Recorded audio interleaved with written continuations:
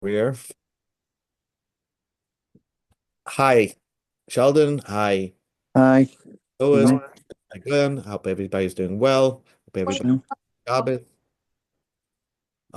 So today's daf is Masechta Sanhedrin, daf Samach Aleph, and we're just going to go through the Mishnah on daf Samach Hamid Beis. And just to back up what we're discussing over here, one of the things, one of the averos a person does is chayv skila, is ha'ovid avodah zara. Like the Mishnah says, if you serve idols, you get skila. Now, there are certain ways to serve an idol, which is the normal way to serve it. Let's say the way to serve this idol is to fan it or to do something like that. So then you're chayiv, you're liable when you do what's the normal way to serve that idol. So that's what the Mishnah says. Echad ovid. When you serve the idol, you get liable for the skila. Okay, echad ha'ovid. Now the Mishnah goes off and says that let's say you have an idol which has a certain method of serving that idol. But what you do is you hamazabeach, you slaughter an animal for the idol, hamakater, or you bring up incense for the idol, or you burn fats for the idol. The echad hamanasech, where you pour wine on the idol. Well, this is very similar to what we did in the Beis Hamikdash. So here, despite that it's not the way to serve this idol, you're going to be held liable by these three actions, these three things that you do for the idol. If you do it, even if it's not the normal way, you're going to be held liable for the skila. Then the Mishnah says, "Ve'echad hamashtachava." Again, bowing is something we didn't do in the Beis Hamikdash, as a part of the service of the karbanos. But if you bow to any idol, even if that idol requests that you stand for that idol, right?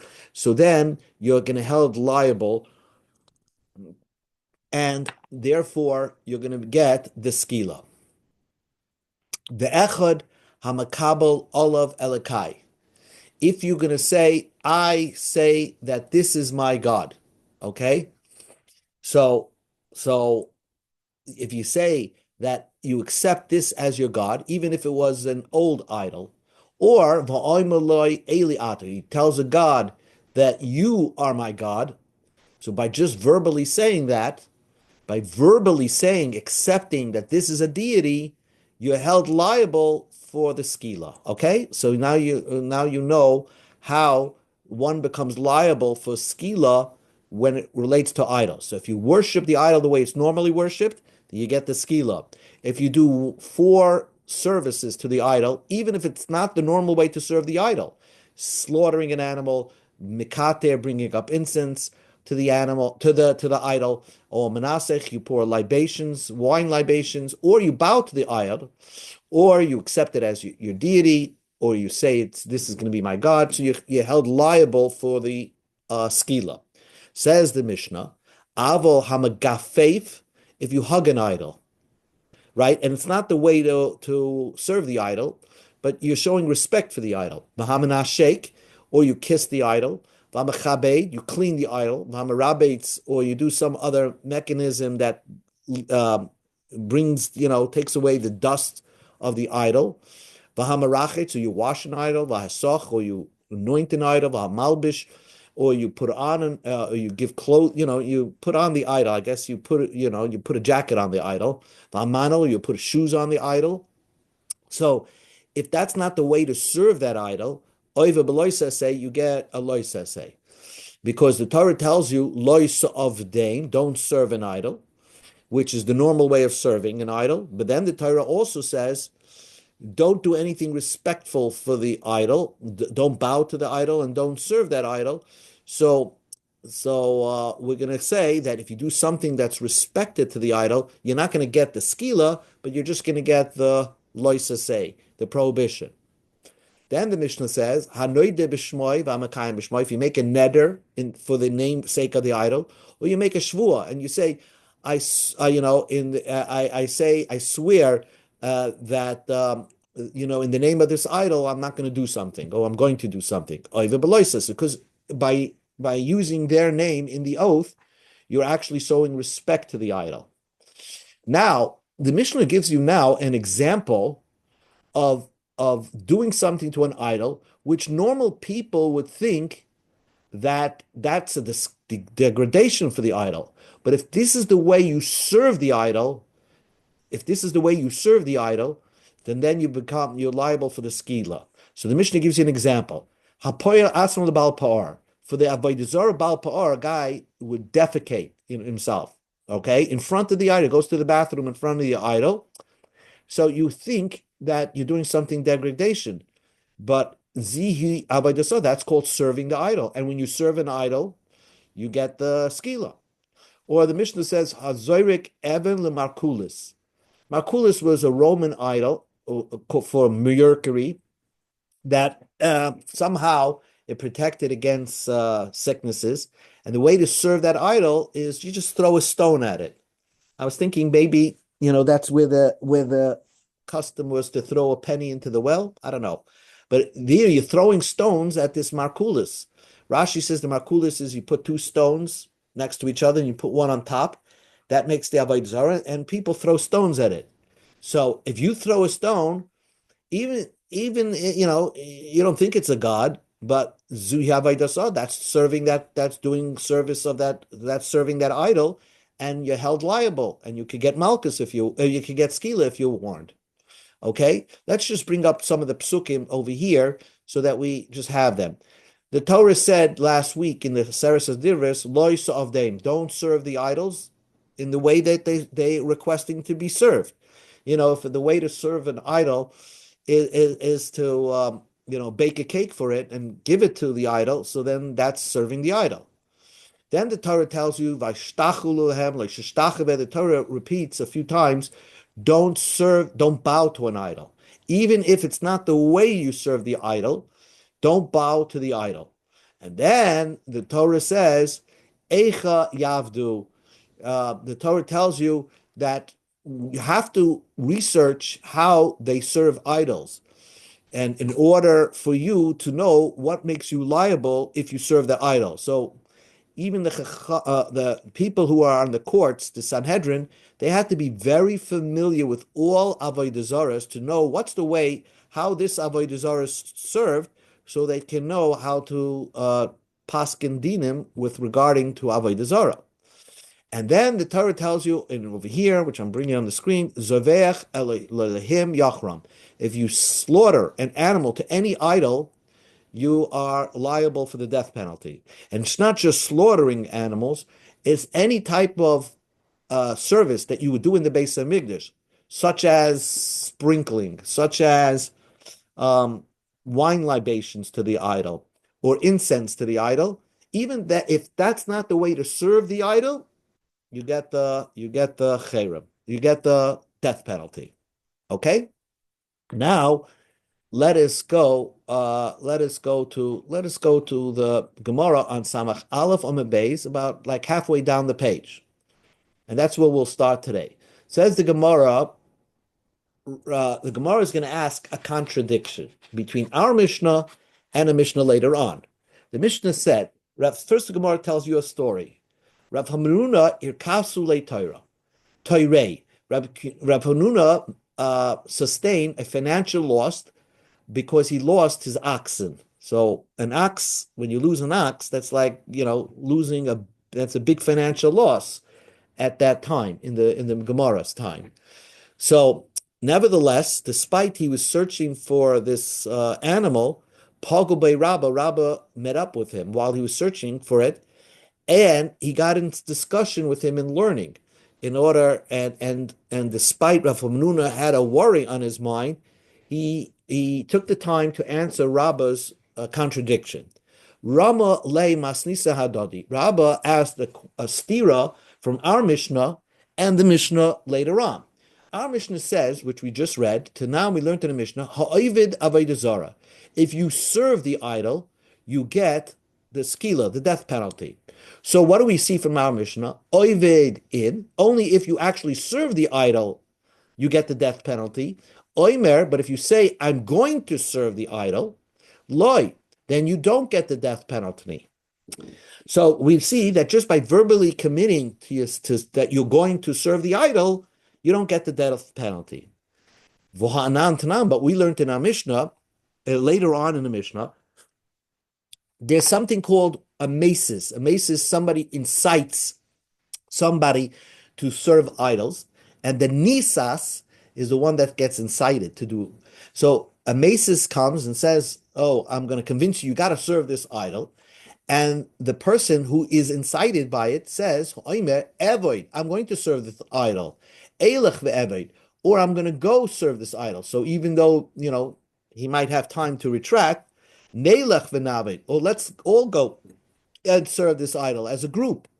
So he's held liable because the fact that you verbally committed that you're going to serve the idol it's as if you serve the idol. So if a person, according to this, if a person says, I'm going to serve the idol, even if he didn't actually serve the idol, he should get the death penalty. And so that is a contradiction to our Mishnah, who says only if you actually serve the idol, you get the death penalty. So how do you resolve this contradiction? And Rabbah asked this question to Rav Menuna, who was in the middle of looking for his oxen. Amalei, so Rav Menuna took the time, and he said, our Mishnah is talking about Ba'oimer, if a man says, Eini mekabel olai ela ba'avoida. He's saying that our Mishnah, if you verbally say you're going to serve the idol, yes, then you're held liable. Our Mishnah is discussing when a person says, I don't believe this is an idol, only if I serve the idol. So therefore, his verbal wouldn't make anything because he's verbally saying, I don't accept it as an idol only after I serve it. But if like the next Mishnah says, but if you agree that it's a deity even prior to the service by saying I'm going to serve it, you would be held liable. So that's how our Mishnah is not a contradiction, because our Mishnah is discussing where a person doesn't accept it as a deity only after he services the idol. So that's one answer to the contradiction. Rav Yosef, we're going to give like 5 answers to this contradiction. Rav Yosef says, I have another way to answer this contradiction. Tanoi shaklus ma'alma, you can't find Tanoim that disagree with our Mishnah. Tanoi, it's a machlekes Tanoim where they're verbally saying something is considered to be held liable when it comes to avodah zarah. The Tanan we learned in Brisa. A guy wants to incite people to serve idols, but he says, serve me. I'm a deity. Like Haman said, serve me. Somebody says, Bayu v'ivduni, come serve me. Bow to me, let's say. He tells everybody, bow to me. Rav Meir Mechayev. Rav Meir considers that person a masis, an inciter to do idols. Even if they didn't bow to him, he's held liable. Rabbi Yehuda Paita, Rabbi Yehuda says he's not held liable because they didn't actually bow to him. So, if they actually bow to the person, everybody doesn't disagree with that because he made himself into an idol. So you became an idol. Don't make yourself into an idol. But if you make yourself into an idol and you demand people to bow to you, so according to a mayor, even if they didn't bow to you, you're considered a masis, an inciter to do avodah zarah, and you're held liable. So keep pligi b'dibur ba'alma, if they didn't actually serve you, he only incited people to bow to him. Rameir says dibura milsi, by inciting people just with your words alone, that's something. Rabbi Yehuda Sava dibura lav milsi, and Rabbi Yehuda says no, just by verbally saying something, it means nothing. So Rabbi Yehuda is the author of our Mishnah. Rabbi Yehuda will say that only if you actually serve an idol, you're held liable. But if you say you're going to serve an idol, you're not held liable. And Rab Meir is the author of the next Mishnah, where a person, even if he says, I'm going to serve an idol, since Rab Meir holds dibura milsi, by saying something, that is something to be reckoned with. And therefore, Rab Meir will hold somebody liable just by verbally saying that he's going to serve the idol. So that was Rab Yosef's initial interpretation and how to resolve the contradiction between our Mishnah and the next Mishnah. Then the Gemara says, Hada Amol Rav Yosef Lav Milsi. Rav Yosef says, my answer is not a good answer. I found that Rabbi Yehuda will say in another brisa that even by verbally saying something, you consider to be held liable. Because Rabbi Huda Tanya, we learned in the Brisa, Rabbi Huda Aimer, Lo'ilam einay chayev ad sheyoyma evoin eilach ve'evoin neilach ve'navoin. A person is not held liable as a masis until the insider says, "I'm going to follow what you just said. I'm going to serve the idol. I'm going to serve the idol. Let me go and serve the idol, or I'm going to go with a group and serve the idol." But we see that just by the victim, the insider saying, "I'm going to serve the idol," that's enough to hold the insider liable. So we see that verbally committing to do an idol, it's as if you did the idol. So then what is the argument when a guy says, "Serve me," and the people agree that they're going to serve him? So Rameya says, you're held liable because they said they're going to serve you. And even Rabbi Huda, who holds that if they say they're going to serve you, you're considered an insider to an idol, nevertheless. But if you tell them to serve you as the idol, you're the idol. Rabbi Huda says you're not a masis. So the Gemara says, "But my kami palgi." Then what are they arguing? B'mesis la'atzmei. He is trying to make himself the idol, and he's telling everybody to bow to him. Va'amrile, and the people around him say, yes, we're going to bow to you. Come my palgi. Marsover Rab Meir holds, Mesis la'atzmai, when you make yourself into an idol, shamile, people will listen to you. The kamile, and the fact that they said yes to you, kushtahu, they're telling you the truth, that they're going to serve you. Oh, so you're a mesis, and your mesis is held liable, gets the death penalty, because you're convincing other people to do the idols, to serve Avodah Zarah, and they committed to serving the Avodah Zarah, even though you yourself are the Avodah Zarah. But Mar Sava Rabbi Yehuda says he's more in tuned with what people say things, but they don't really mean it. Mesis la'asmei lo shamilei. A person who makes himself the idol, people don't listen to him. Meima amri, because people say, even though they said that, we'll serve you, we'll bow to you, that they say that because they think to themselves, we go to Amid Beis, Samachalaf Amid Beis, Mashno Ihu Mininan Didan. What's the difference between him and me? I want to be the idol. The in the Ka'amre, and why did they say, yes, we're going to bow to you? They're making fun of you. So therefore, they didn't mean to serve you, and therefore you're not considered an insider because they by saying yes, they don't mean to answer to agree with you. So we have to still answer our question between what's the difference between our Mishnah and the next Mishnah. And Rav Yosef offers an interpretation.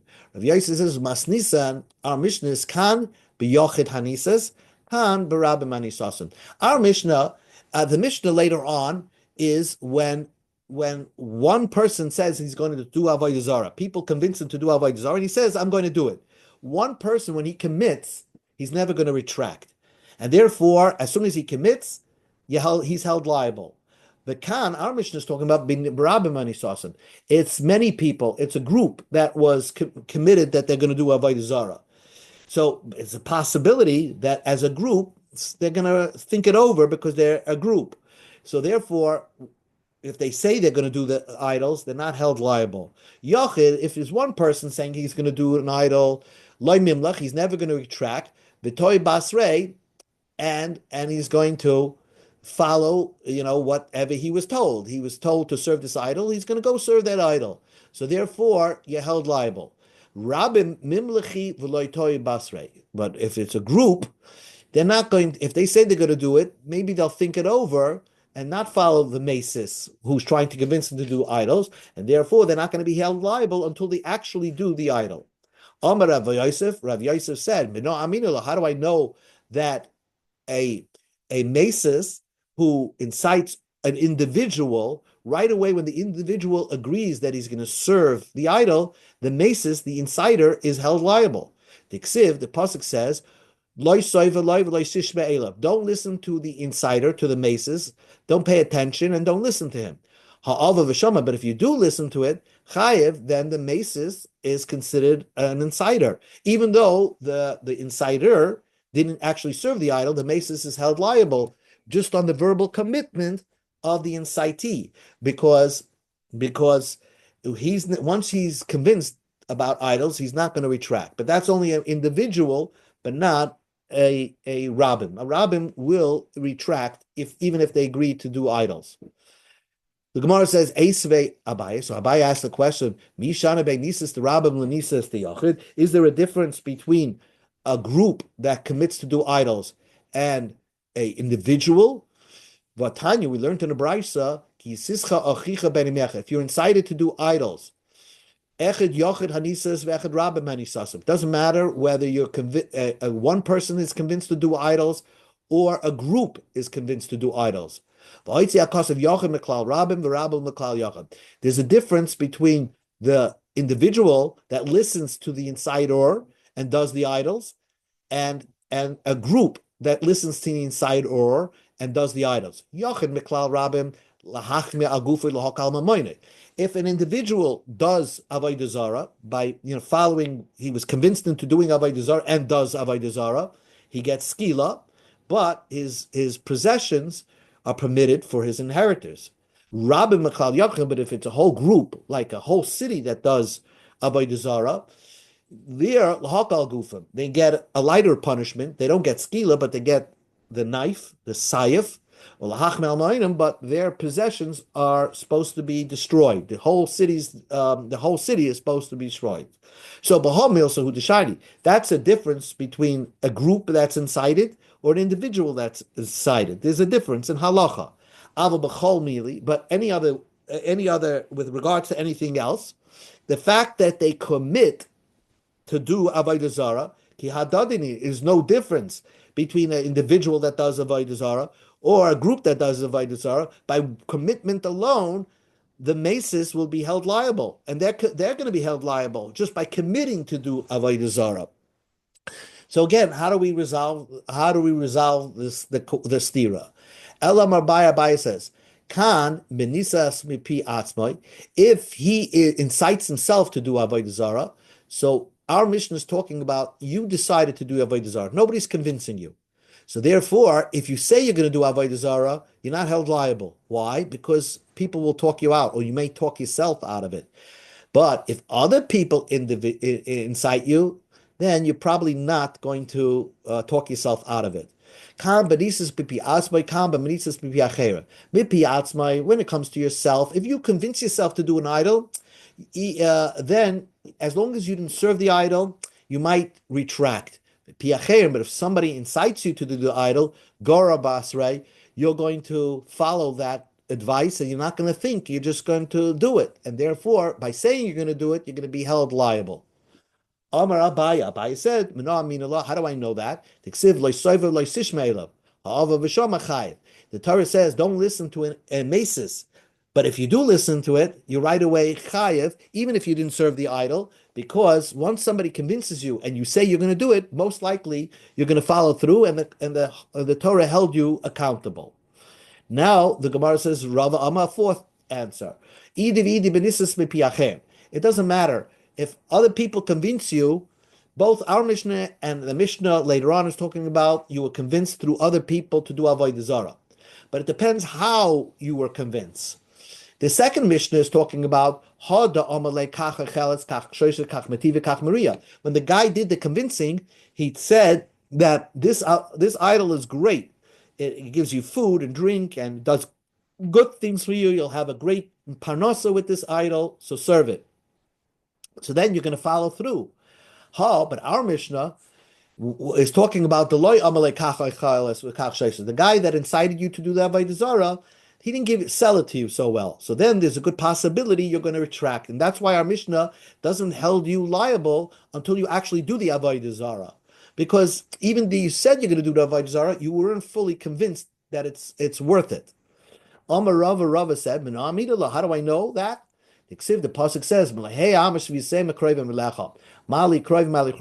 the Torah tells you that don't listen to somebody who tells you to go serve strange idols that are far away from you. What's the difference if it's close to you or far away from you?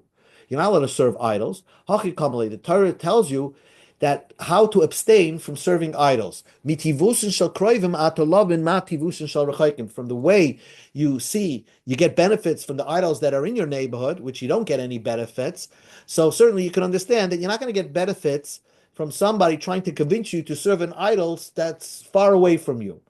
Because my love, because the Amalei, that the Mesis is telling you, Kach Cheles, Kach Shoise, Kach Mativa, Kach Maria, Shma Mino, from here you see that that's the way. If a guy convinces you that in such a broad terms in salesmanship to do this Avodah Zarah because you're going to get all these benefits, so then most likely the Torah tells you don't listen to him, because if you're going to listen to him, then you're going to be held liable, because it's very hard for you to retract.